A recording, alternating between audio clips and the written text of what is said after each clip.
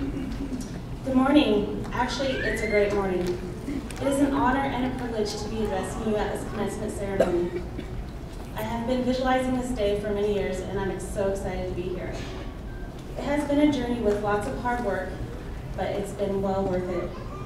First, I want to say thank you to my family and to all the families, friends, faculty, and teachers who have inspired us to follow our dreams. It's not easy becoming who you want to be, the self you hold deep within. It's been my dream to stay at home with our two beautiful daughters and still find a way to earn my education. And with the University of Phoenix, my dream has become reality.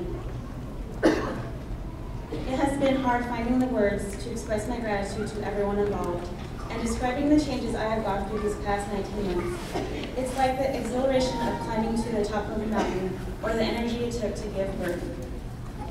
There were times when I felt so good and times when I was very tired, but the best feeling has been accomplishing my dream.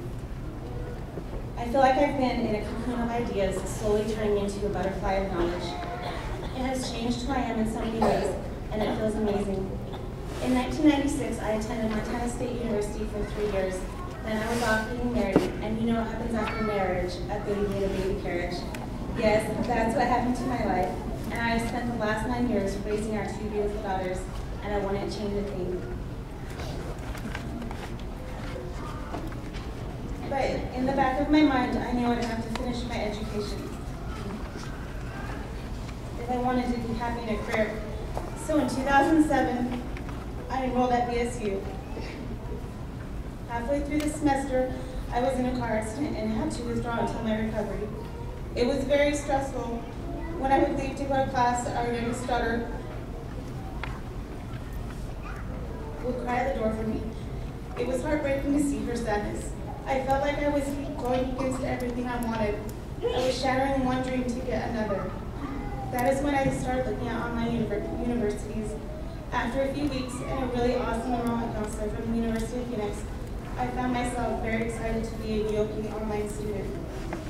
I could do my homework early in the morning when I took naps and late at night. The flexibility to make my own schedule and the fact that the University of Phoenix has such a remarkable reputation is what really sold me. I would again like to give my gratitude to everyone involved with the University of Phoenix. Without this institution, I wouldn't have been able to live out my dreams. I have spent the last 19 months giving all my time and love to my family and still finding the time to get my education.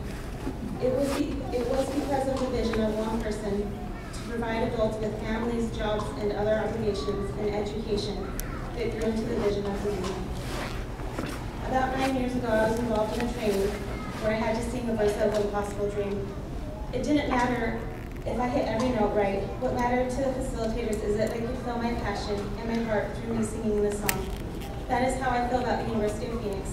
It didn't matter where I was in my life. All that mattered is the fact that I had the passion and the heart to do the work and to show my desire to learn. I am so very thankful for the facilitators that kept encouraging me and my classmates who would lift me up when I was down. Your calling isn't something that somebody can tell you about. It's what you feel. It's a part of your life force. It's the thing that gives you juice to keep going, and nobody can tell you what it is you know inside of yourself. Over the last 30 years, the University of Phoenix has grown to accommodate thousands of working adults and is recognized as one of the largest private institutions of higher learning in the United States. There are currently over 90 campuses and learning centers across the nation. The mission of the University of Phoenix is to foster professional goal achievement, service to communities, and improvement to organizational productivity for each and every student. The University of Phoenix was also named one of America's best colleges in 2007 by U.S. News and World Report magazine. Our minds really are like a universe.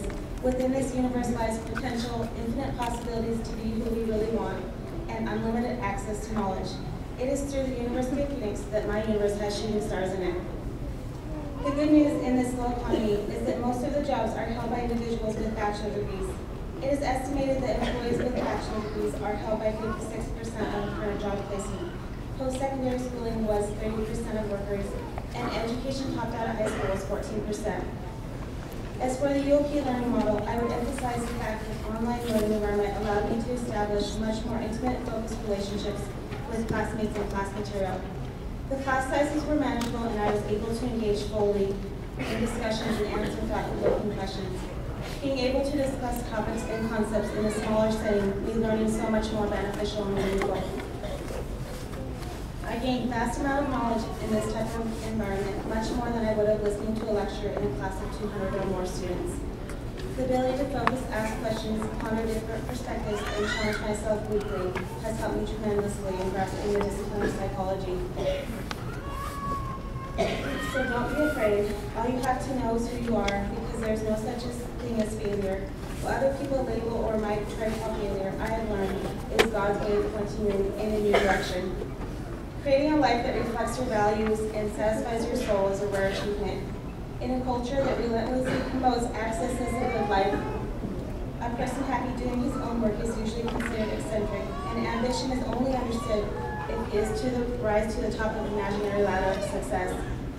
According to a survey of 75 business leaders with Stanford MBAs, the most important predictor of success is self-awareness. That means knowing and accepting your own strengths and weaknesses. In other words, look at yourself honestly. Understand your passions, your skills, your temperament, and your limitations. Of those who are rich and famous, the vast majority made money and became prominent not because they pursued riches and fame, but only as a side effect of doing what they love.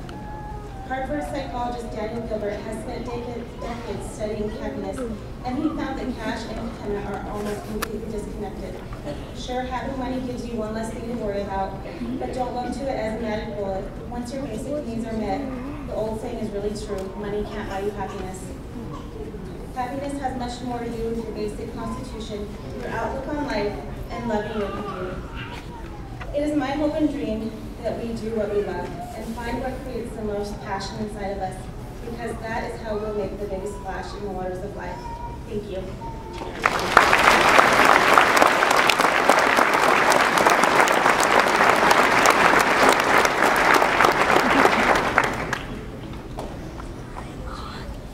Faculty depict our second